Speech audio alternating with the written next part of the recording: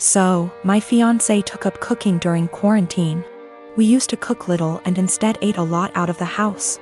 We could afford it and tended to eat healthy. Of course, we can both cook, but given our busy schedule, it was easier to eat out. Also, to be honest, I don't really like cooking and consider it a chore to be avoided. I love food, but there are other things that I would rather do in my own time.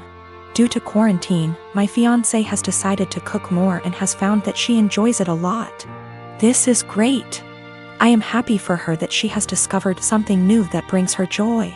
Turns out she's pretty good at it too, and she cares about learning new skills, etc., so I benefited too. I still don't really like cooking myself, as I said, so in exchange for her putting all that effort into cooking, I help her out by paying for takeout in the evenings when she doesn't feel like cooking, and also I do everything else, wash the dishes, clean the table, etc. on the days she cooks. To the best of my knowledge, she agreed that this was an appropriate compromise, and of course, if she felt it was unfair, I would be happy to fill the gap in other ways. But she seemed to enjoy it. As her culinary experiments expanded into baking and became more complex overall, she began to involve me in cooking. I would go into the kitchen to have a drink and check it out, and she would say, "Oh, could you help me chop this while I fry this?" Or something like that. I cut carrots for her or something like that, chatted with her about food, and then went back to my business. I didn't mind it at all. But gradually I became her sous chef, especially when she wants to cook food together. Keep in mind that her culinary experiments are complex and sometimes take 2 or more hours. So my whole evening goes into these culinary endeavors, and it happens several times a week. On top of that, she tends to boss me around in the kitchen and can be a little rude. As you can probably guess, we got into a fight over this. I told her that I don't like her attitude in the kitchen when I help, and I don't like to cook in general. I would feel better helping her if she wasn't so rude to me. But honestly, I don't want to spend 8+ hours every week cooking. It's not my hobby, it's hers. If she wanted me to take part in cooking, I bought everything or cooked something simple. She was very upset. She said it was unfair, that I was enjoying the fruits of her labor but not doing my part. And that cooking took 2 hours and dishwashing / cleaning only half an hour. I told her that it was her decision to cook very complex dishes and that I would be happy if she made a simple pizza or roast. After a certain point, the sophistication of her dishes moves into hobby territory. And I resent being made to feel like a bad partner because I don't want to spend a few evenings on her hobby. We haven't really worked it out. I actually bought / cooked my own food a few times so I didn't enjoy the fruits of her labor. But that seemed to upset her even more, and our refrigerator started to fill up with more leftover food than she could eat herself. Another time I helped her but told her I had to go on video chat at 8 p.m. and she got upset when I actually stopped helping, and left even though I told her beforehand. I'm afraid I told her somewhat caustically that I was not her sous chef to command the kitchen. I tried to discuss it with her again when we felt calmer. I told her that I liked that she found a new hobby. But it's her hobby and I can't help it and don't want to feel obligated to do it. She countered that it was not feminist of me to put the cooking on her and benefit from it without helping her. The feminist connection doesn't make much sense to me because neither of us used to cook much. And she decided to take up cooking herself, but of course I didn't tell her that. I told her that if she wanted to discuss the division of labor in our household, we could do so and come up with something new that reflected the fact that she now cooks more. We tried to do this, but she wanted to count all the time she spends cooking as time around the house. So, according to her ideal distribution of housework, she spends over 10 hours cooking just dinner each week, which somehow leaves me with almost all other chores around the house. I told her I didn't like it because cooking complicated meals is a hobby. It's not fair to say that 6 / 10 hours of her housework is actually her hobby, and I have to do the equivalent amount of real housework, if that makes sense. So we are in a bit of an impasse. Am I really a bad feminist? I don't think I'm wrong. I'm very familiar with emotional labor, mental stress, and all that, but I may be wrong. I love this woman and obviously want to marry her. But we are usually good at making logical decisions, and this is the first time we have had such a disagreement. I don't know how to get her to understand the line between cooking as a necessary activity and cooking as a hobby. P.S. The fiancé has taken up cooking gourmet meals as a hobby. But now it becomes my responsibility to help out and do more housework that I don't think I should. I believe it started when I was around 6 years old. My parents often had friends over in the house. I didn't know they were polyamorous OFC. One day I was outside playing, got hurt, and when I ran inside caught my parents making out with some random guy. They told me they have other adults that they love and it's a completely normal thing. Me being a child just accepted that. They gave up being secretive and their partners would constantly be around, even joining on outings. I remember that on my 10th birthday they invited 3 of their partners, one of who I'd never seen before. And for the rest of the day my parents just withdrew from my party and hung out with them. I never saw them doing anything explicit again, but they would kiss their partners, hug them, make flirty comments. Something that would be normal between parents, but with many more people. Sometimes I came home from school and my parents were gone and there was some random adult in our house. Some of them seemed surprised that my parents even had a child. I always hated it, but since my parents had told me this was normal, I assumed many adults probably did similar things and that it's just an adult thing all kids hate. Later they had less partners and eventually seemed to stop.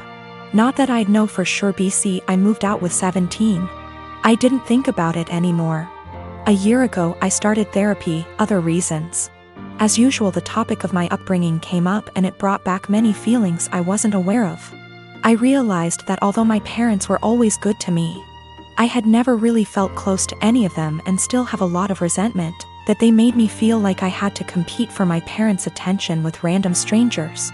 A while ago, I visited them and they told me they are going to take part in a documentary about polyamorous families, and that the producers would like to include interviews with the children. So they would love if I could agree and tell everyone that polyamory doesn't mess kids up. All my resentment bubbled up and I said that I cannot agree because I would not be able to say anything positive. My parents looked shocked. I had never brought this up before, and asked why, and I unloaded all, that I always felt pushed aside. We barely had any family time without strangers intruding. It turned into an argument and I became loud and yelled that the truth is it did. Me up and they shouldn't have had a child. My mother cried and my father said I should probably leave. So I left and was shaken up for the rest of the week, but also felt regret because I've never made my mom cry before. Later my father sent me a message that was like, "We are sorry you feel that way. Can we have a calm discussion about this soon?" Even though I tried to, it's like I can't reply. This argument brought something very emotional up in me. I am 20 years old. I moved out on my 18th birthday and never looked back. I mostly moved out due to how strict my parents were. When I say strict, I don't mean something like home by 10 p.m. I mean, I wasn't allowed to have friends older than me, even by a few months. I wasn't allowed any guy friends.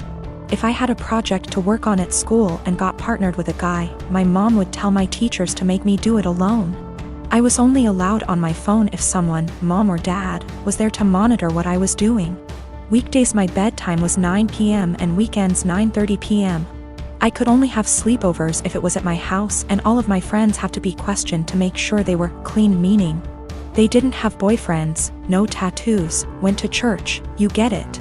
So you can imagine, I had literally 1 or 2 friends. By 18, I didn't have any plans, I just packed my stuff and left.